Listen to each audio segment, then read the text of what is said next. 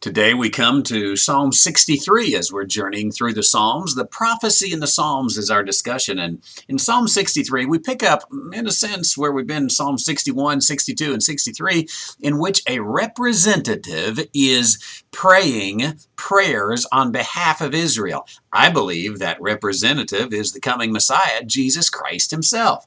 So, in chapter 62, verse 10, there was a word of warning. Do not trust in oppression, and do not vainly hope in robbery. If riches increase, don't set your heart upon them. Then with that warning, and the warning in that context, comes the representative who continues to speak on Israel's behalf, and he cries out and longs for the Lord. Now, this representative is the king of Israel speaking, but I think the king of Israel, David, is just a type. He's a foreshadow.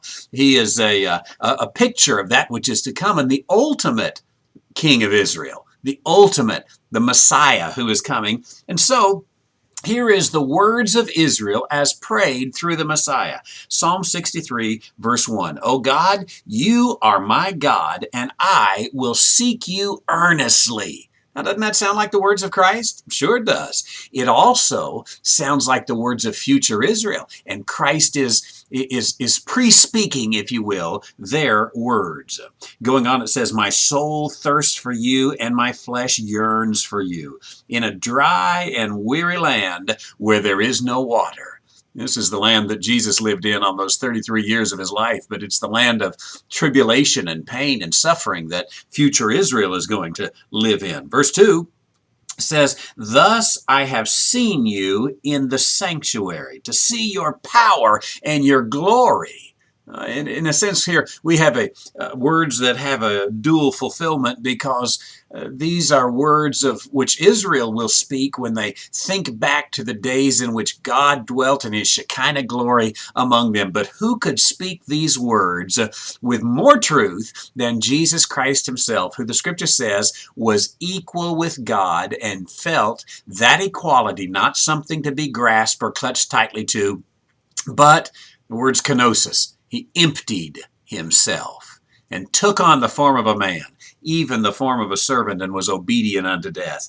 So more than anyone else, Jesus Christ could say, I have seen you in the sanctuary to see your power and your glory.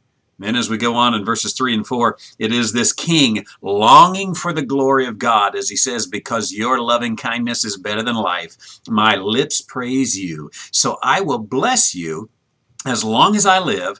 I will lift up my hands in your name.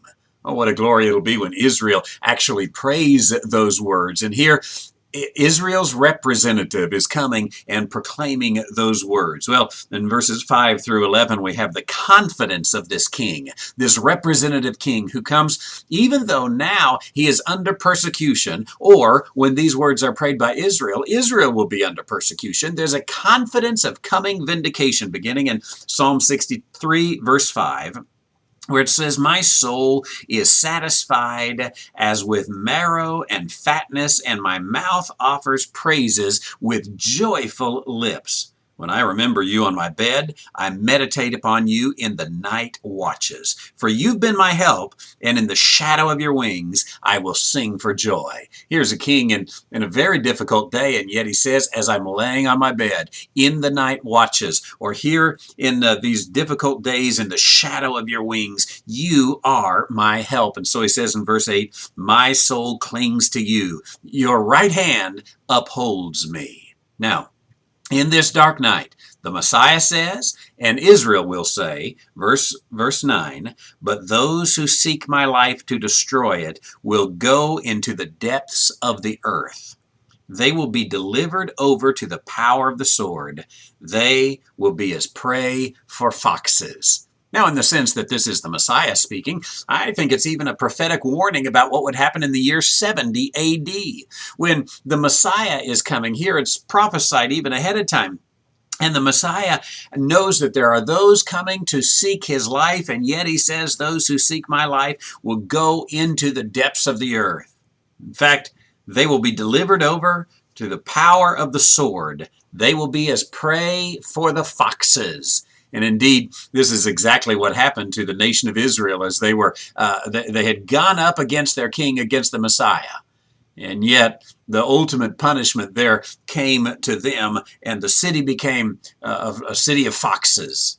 Now, in a broader sense, out later into history, we'll see that these words then describing Israel, as Israel is attacked, they will be able to look to their enemy, the false Christ, the false Messiah, the one who comes as a Jew and yet is not one of them at all, and tries to put them to death.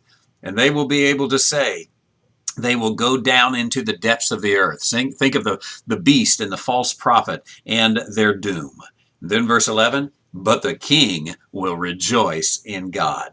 Everyone who swears by him will glory, for the mouths of those who speak lies will be stopped. The king will rejoice in God. I love that. And everyone who swears by him will glory. I don't know if the by him is everyone who swears by God or everyone who swears by the king. But remember, this is the representative king. This is not David. This is the Messiah coming, who gives this confident word, the king will rejoice in God.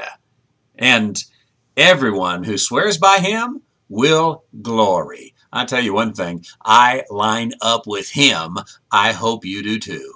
This psalm is a representative psalm as the Messiah comes, representing his people Israel and praying the prayer that they should have prayed all along and will pray before it's all said and done. I'm Dr. Randy White. Thank you for joining us on this journey of the prophecy of the Psalms.